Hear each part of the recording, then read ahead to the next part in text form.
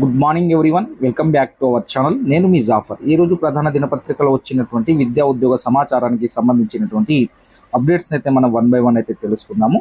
మీకు TET and డిఎస్సికి సంబంధించినటువంటి ఫ్రీ పీడిఎఫ్ నోట్స్ మెటీరియల్స్ మన యొక్క వాట్సాప్ గ్రూప్లలో ఫ్రీగా షేర్ చేయడం జరుగుతుంది, ఫ్రీగా అందించబడుతున్నాయి. మీరు జాయిన్ అవ్వాలి అనుకుంటే వాట్సాప్ గ్రూప్ యొక్క లింక్ మన యొక్క కామెంట్ సెక్షన్లో పిన్ చేసి పెడతాము, అక్కడ నుండి జాయిన్ అవ్వండి. ఇక మనము మొదటి అప్డేట్ తెలుసుకునే ముందు మీరైతే మన యొక్క ఛానల్ని తప్పకుండా సబ్స్క్రైబ్ చేసుకొని మన యొక్క వీడియోస్ని లైక్ చేసి మీ యొక్క మిత్రులకైతే షేర్ చేయండి. ఇక మొదటి అప్డేట్ చూసుకున్నట్లయితే టెట్కి ఇప్పటి వరకు నిన్నటి వరకు అయితే 2,83,441 దరఖాస్తులు అయితే రావడం జరిగింది. టెట్ దరఖాస్తు గడువు అయితే నిన్నటికైతే ముగిసింది. తెలంగాణలో ఉపాధ్యాయ అర్హత పరీక్ష 2024 దరఖాస్తుల గడువు శనివారంతో అయితే ముగిసింది.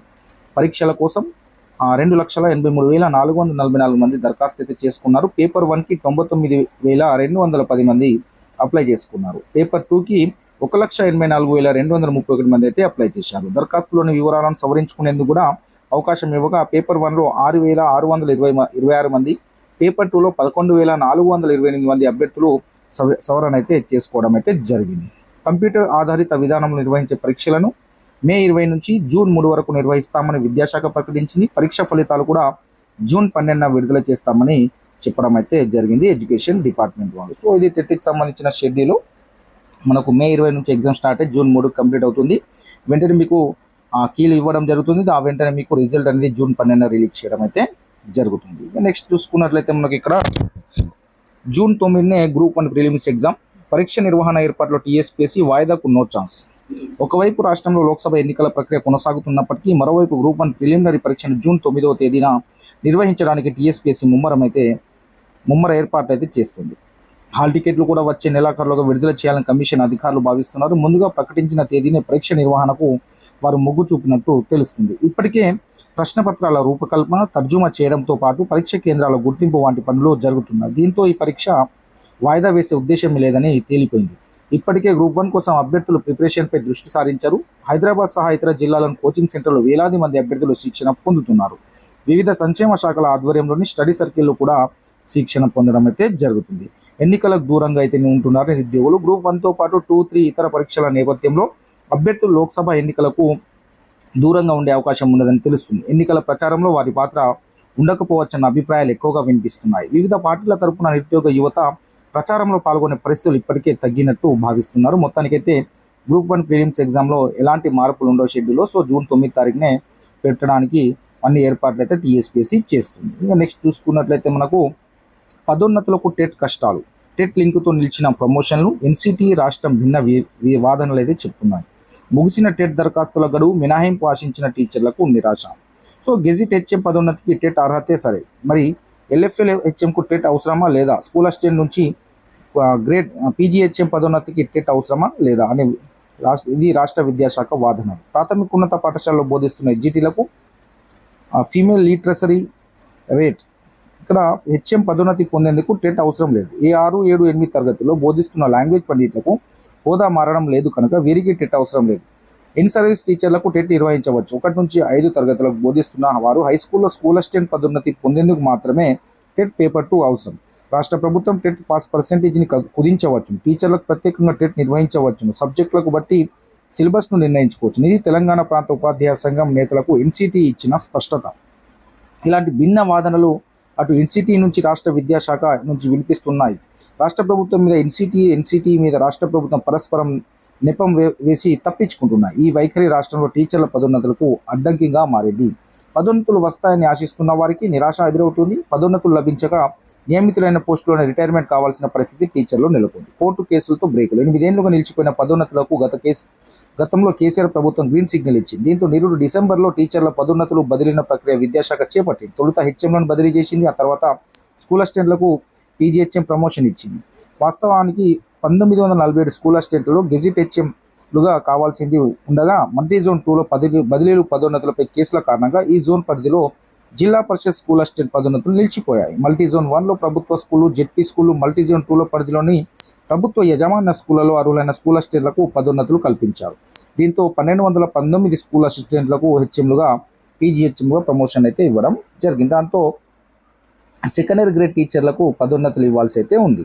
సో స్పష్టత కోరిన విద్యాశాఖ. విద్యా హక్కు చట్టం ఎన్సిటి నిబంధనల ప్రకారం టీచర్ల పదోన్నతులకు టెట్ అర్హత తప్పనిసరి. టీచర్ల నియామకంతో పాటు పదోన్నతులకు సైతం టెట్ తప్పనిసరి అని ఎన్సిటి స్పష్టం చేసింది. ఎందుకంటే సెకండరీ గ్రేడ్ టీచర్లు స్కూల్ అసిస్టెంట్లు గెజిట్ హెచ్ఎంలుగా పదోన్నతులు పొందాలని టెట్ 2లో ఉత్తీర్ణత కావాలి. కానీ పదోన్నతులకు టెట్ తప్పనిసరి కావడంతో 2015లోపు టీచర్లంతా ఉత్తీర్ణులు కావాలని కేంద్ర ప్రభుత్వం గడువు విధించింది. ఆ తర్వాత మరో 5 ఏళ్లు పొడిగించింది. రాష్ట్రంలో విద్యాశాఖ కొత్త రిక్రూట్మెంట్ వరకే టెట్ను అమలు చేసింది. టెట్తో సంబంధం లేకుండా పదోన్నతులు కల్పించింది. దీనిపై అభ్యంతరం తెలుపుతూ కొందరు హైకోర్టుకు వెళ్లారు. పలు అంశాలపై రాష్ట్ర విద్యాశాఖ ఇటీవల ఎన్సిటి చైర్మన్ను కలిసి స్పష్టత కోరింది. దీనిపై ఎన్సిటి స్పష్టతనివ్వలేదని విద్యాశాఖ వర్గాలు చెప్తున్నాయి. ఇక్కడ నిన్న ఎన్సిటి చైర్మన్ను కలిసిన తపస్ నేతలు టెట్పై స్పష్టత కోరుతూ తపస్ ప్రతినిధి బృందం శనివారం ఢిల్లీ వెళ్లి ఎన్సిటి వాళ్ళనైతే కలవడం అయితే జరిగింది. తపస్ రాష్ట్ర అధ్యక్ష ప్రధాన కార్యదర్శులు కలిసి వారితో సమావేశం అయితే సమావేశమయ్యారు ఎన్సిటి చైర్మన్తో.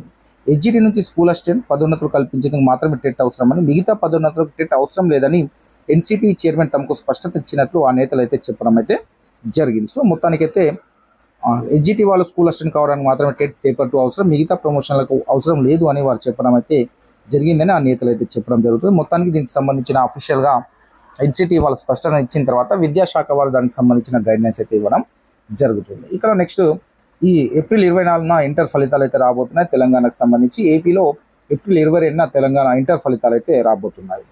ఏపీలో, మన తెలంగాణలో 24.